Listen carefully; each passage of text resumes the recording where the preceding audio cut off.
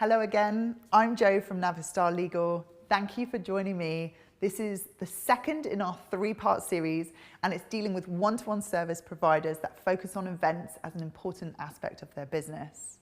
In our last video, we looked at 7 mistakes that businesses make when they're providing these sorts of services and how to avoid them. We looked at thinking that a watertight agreement will save you from all the pains. We looked at trusting people that just shouldn't be trusted. We looked at the importance of loving your agreements and at doing paper signings or electronic signings of your agreements. In this next video, we're going to address 3 of the most important clauses to include when you're providing one-to-one services as a coach, strategist, advisor, or mentor.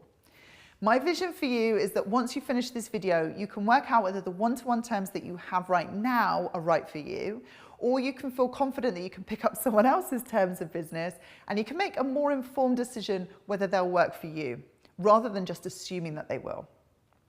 This is intended to be a do-it-yourself solution, so it won't necessarily fit all bespoke solutions, but I hope that it will provoke some questions to bring your mind back to the risks that you're running in your business. You are the best judge of the issues that are important to you. So whilst this series cannot be a substitute for legal advice, it will be better than doing nothing at all.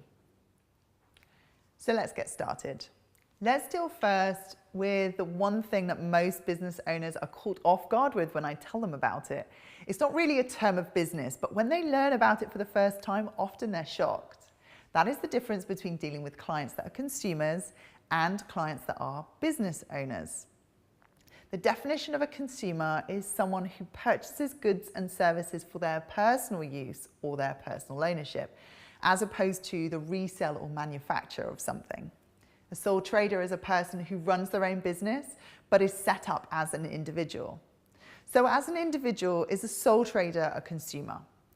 What if an individual consumer is attending an event to help her become a business owner? Is she then deemed to be a sole trader?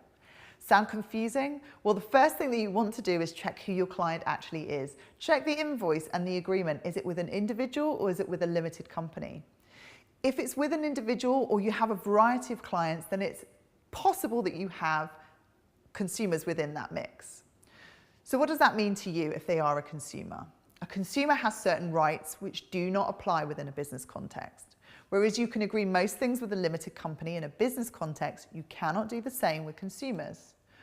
Although more restricted though, if your clients are consumers, then congratulations, it's actually easier to plan for because now you know there are certain consumer rules. You can go to gov.uk and learn what they are and adhere to them. The process is really clear. It's much more difficult when you're dealing with a mixture of individuals who want to be businesses, sole traders, and limited companies. This is where the grey area kicks in. If you are in this grey area, then you have 3 real options. 1, hold yourself accountable to the consumer laws for all of your clients while stating clearly that in your terms of business that this is a business relationship. Number 2, state your terms of business that this is a business relationship and adhere to the business rules, but do not provide credit. Or number 3, do not deal with sole traders or partners because these could be considered to be a consumer. Only deal with businesses.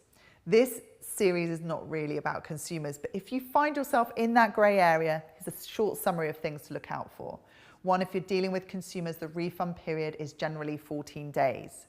For business, it's whatever's agreed in the terms of business. Number 2, unless you're registered with a financial conduct authority, you cannot provide credit to a consumer, which includes a sole trader or a partnership with less than 4 partners. Number 3, there are marketing and advertising obligations that you will need to comply with if you're dealing with consumers. These cover broadcasts like TV, non-broadcast selling, including telesales and online sales. These guidelines require that any marketing or advertising is legal, decent, socially responsible, truthful, and honest. I've seen people say they will make 100 millionaires in a year, which is none of the above, and probably a misrepresentation. Frankly, I feel that that one is a good one to follow regardless of whether you deal with consumers or not. Number 4, unfair terms cannot be included in consumer contracts. Number 5, for consumers, the wording of your terms of business must be simple and easy to understand and not contain legal jargon. Again, a useful one for all clients. Number 6, certain requirements also apply to consumers for online purchases or purchases over the telephone and through mail. If you are concerned that you might be dealing with consumers and not businesses, I would visit gov.uk and look at sales of goods and services and data protection, or consumer law. Everything that I've summarised in this topic is covered in much more detail there. This should give you a sense of why getting terms of business for your business isn't as straightforward as just copying someone else's. Yours need to reflect your audience, your sign-up process, and your consumer business owner clientele. Next, we will visit limitation of liability and exclusion clauses. As a principle, I always suggest that you have strong boundaries in agreements so that you plan for the worst. That way, if the worst does happen, then you can't fall too far. These clauses are that safety net. If you listen to any of my other videos, limitation of liability and exclusion clauses are always mentioned. That is because it's one of the most fundamentally important clauses when you're supplying goods or services. It is so important that you include this term in your service agreement or your terms of business. Limitation of liability clause will operate to limit the amount of damages that your client can recover from you in the event that something you do or that you say causes a loss to them. This acts as what traders call a stop loss.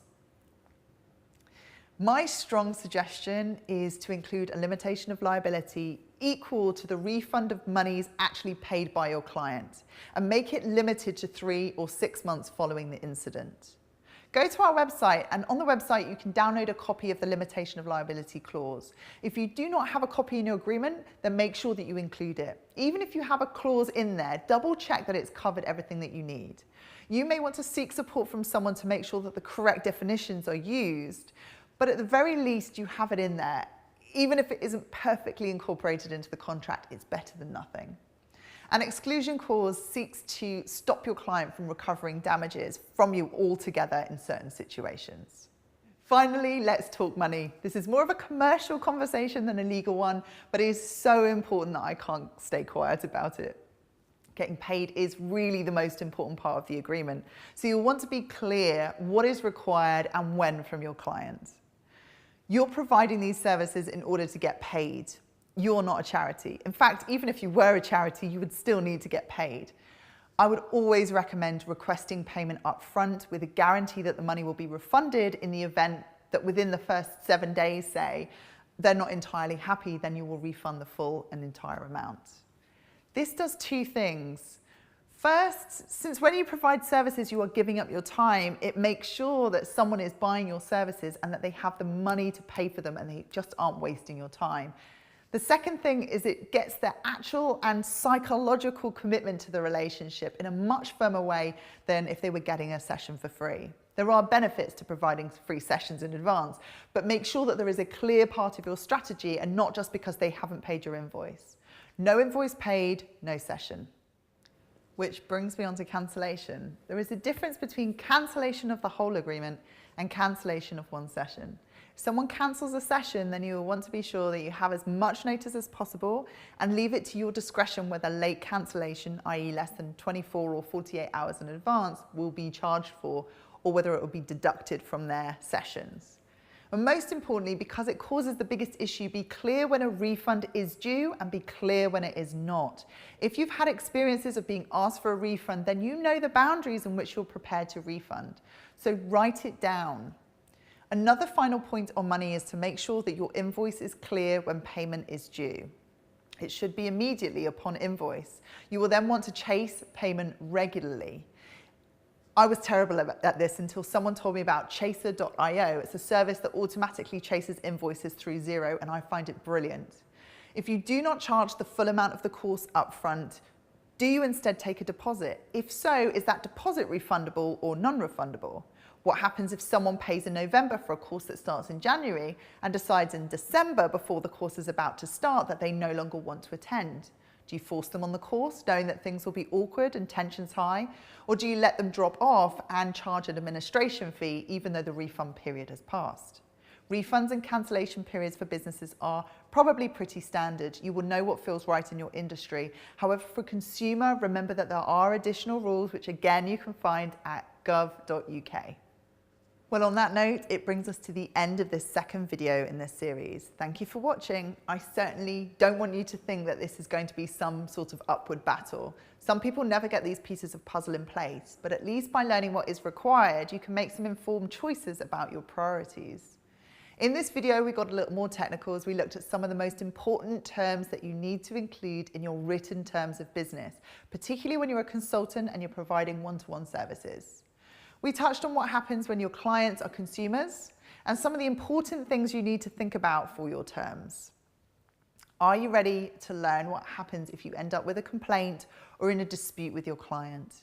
If you are, then watch video 3, which teaches you how to deal with complaints and disputes in this arena. It will allow you to draw a line under any issues that come your way without engaging a lawyer. If you have a client that hasn't paid, or whether they incorrectly believe they're entitled to a refund, that video is for you. I look forward to seeing you then.